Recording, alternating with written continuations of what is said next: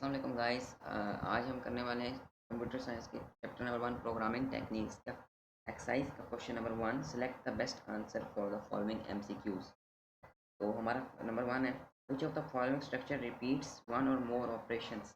कौन सा ऐसा स्ट्रक्चर है जो रिपीट करता है वन और मोर ऑपरेशंस को। तो ए है सीक्वेंस, बी है सिलेक्शन, सी है लूप, डी है डिसीजन। तो हम थोड़ा ऊपर में आपको लेके चलता हूँ, यहाँ पे आपको दिख रहा होगा ये repetition structure or loop provides a way to repeat one or more operations as many times as required to solve a problem। तो इसकी बिना पे हमारा जो आंसर होगा वो लूप होगा। नीचे चलते हैं, सेकेंड वाला, विच of the following structure allow a choice among various options. कौन सा ऐसा स्ट्रक्चर है जो हमें अलाउ करता है चॉइस करने की वेरियस ऑप्शंस पे।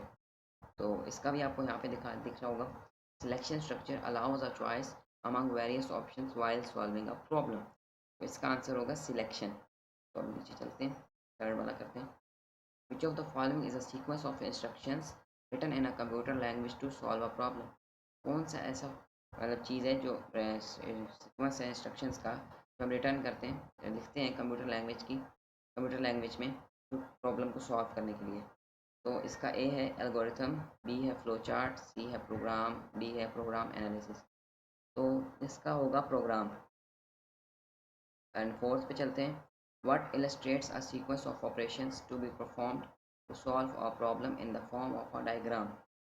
इलस्ट्रेट्स कौन सी चीज़ हमें इलस्ट्रेट्स करती है सीक्वेंस ऑफ ऑपरेशन को करने करने में लिए टू सॉल्व अ प्रॉब्लम को सॉल्व करने के लिए इन the form of a diagram में, डायग्राम की फॉर्म में को सॉल्व करने के लिए डायग्राम की।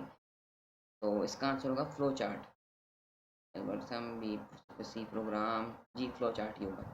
What is represented by parallelogram in the flow chart. कौन सी ऐसी चीज़ें जो रिप्रेजेंट होती है पैरेललोग्राम में फ्लो चार्ट के अंदर। ये आप देख सकते हैं, ये इनपुट आउटपुट में ये पैरेललोग्राम का आपको नज़र आ रहा है।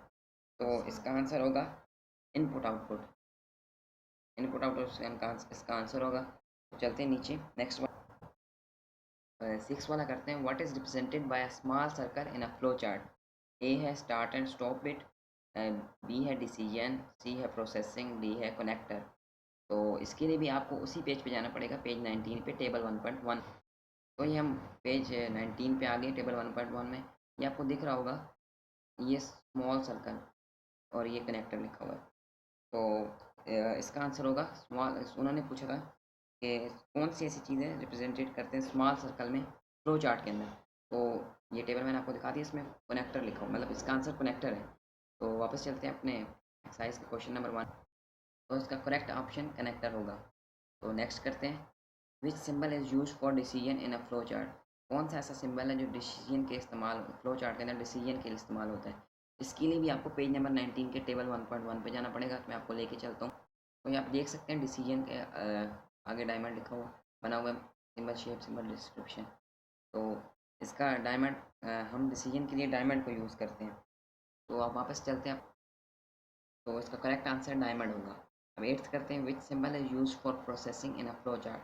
कौन सा ऐसा सिंबल है जो यूज़ होता है प्रोसेसिंग के लिए फ्लो चार्ट के अंदर। तो इसके लिए भी हमें पेज 19 पे जाना पड़ेगा, टेबल 1.1 में।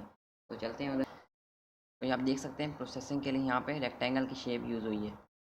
तो हमारा आंसर भी रेक्टेंगल ही होगा। तो वापस चलते हैं अपने एक्सरसाइज पे, क्वेश्चन नंबर। तो इसका आंसर होगा रेक्टेंगल। तो ओके गाइस, हम आज की वीडियो इधर तक ही थी। मेरे चैनल को सब्सक्राइब करिएगा और मेरी वीडियो को लाइक करिएगा।